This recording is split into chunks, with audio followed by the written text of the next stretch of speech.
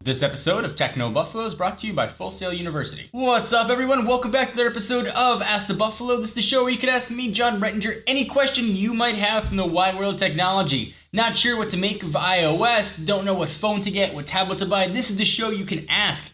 Every Tuesday on technobuffalo.com, we put up a call for questions. You can leave your question in the comments. Otherwise, you can send them to me any time of the day, any day of the week at John4Lakers. Use hashtag AskTheB. I'll make sure I see it. Usually we'll answer 3, 4, 5-ish questions every episode.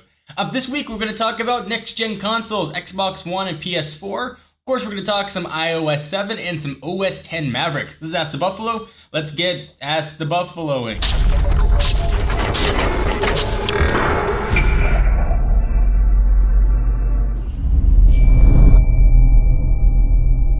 Alright, so the first question comes from Twitter and user Kingdom Hearts, who asks, at John4Lakers, which console are you looking forward to more, the PS4 or the Xbox One? So I've said this in a ton of other videos. When I do my console gaming, I've preferred to play on the Xbox. In that case, it was a 360. I like the way the controller felt, but I always said that I thought the PlayStation 3 was a better value. You got the Blu-ray player, and you could stream a ton of stuff. You're able to get NFL games on there, just get a ton of things in addition to being able to play games. This generation, though, I'm really going to have to rethink my gaming loyalty to the Xbox. Not that it's not a great console, not that it's not going to have incredible exclusive titles, but the hubris that Microsoft exhibited during their announcement of the Xbox One was mind-boggling. When they went on stage and talked about things they're going to do with used games, then backtracked. But previous generations, I never really even considered doing that much gaming on the PlayStation. This time, though, I think I'm probably going to do most of my gaming on the PS4. Well, obviously, I have it in the office to review and show you what it's about. Perhaps I'll change my mind once I get both consoles, because I do like to get my Dance Revolution on with Kinect, but I'm leaning more towards Sony this round, and I know I'm not alone, not to mention that $100 price difference is a big deal. Next one comes from Twitter as well, at user Gabrielle Quiles, who asks, at John4Lakers, will you go back to using an iPhone after the reveal of iOS 7? So right now I'm testing the gargantuan Samsung Galaxy Mega, that 6.3-inch behemoth. And usually I'm testing a phone, so I don't get much of a chance to actually just use a dedicated phone. Am I going to go back to using iOS 7? Probably not. I think if I have a down period in between testing, I'll probably go back to the HTC One. For me, I really like the way that phone works and looks, but I'm withholding any opinions that I've got on iOS 7 right now until the final release candidate. This is just a pro tip.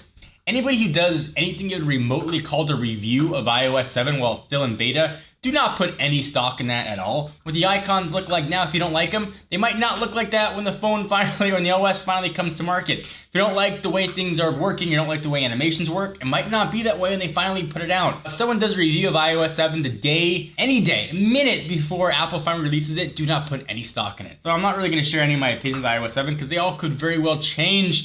But am I going to go back to using an iPhone? Maybe not, but perhaps the 5S will get me back to the Apple side. Next question comes from Twitter user SColid135, who asks, do you think Mac OS Mavericks was a solid and needed update, or just another update Apple did as an excuse?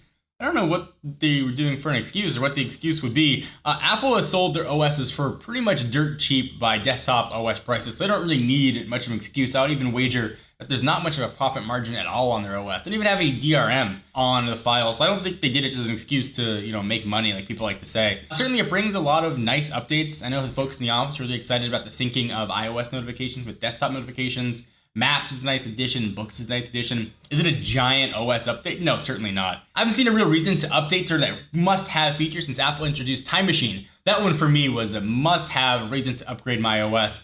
These has been sort of incremental the past few generations, the cats and now the California locations, but it's nice. You get more stability, presumably you get more security, and you get a few added features as well, and for a really, really, really minuscule price, it's a nice update. But do you guys agree or disagree, or what killer feature on Mavericks are you excited about? Perhaps there's some new features Apple hasn't shared yet. Again, still in developer preview, so many things could change by the time it finally gets released. Love to hear what you guys think. Leave your comments down below. We take a minute from talking all the questions to thank our friends and sponsors at Full Sail University. You know that the mobile app industry is on freaking fire right now, and Full Sail University's online mobile development bachelor's degree program can teach you the skills that you need to take advantage of those emerging opportunities. In this degree, you'll learn both the programming and business sides of mobile development so that you can concept, develop, deploy, and market an application from start to completion.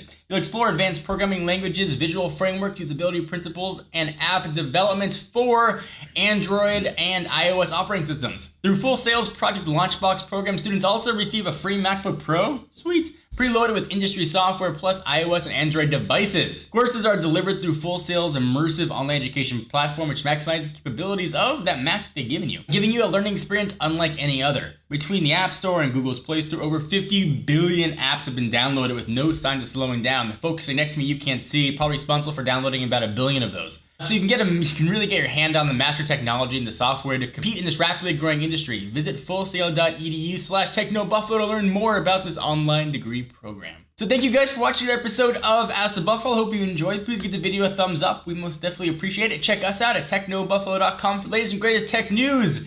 Until next week, I'm John Rettinger. I'll see you next video.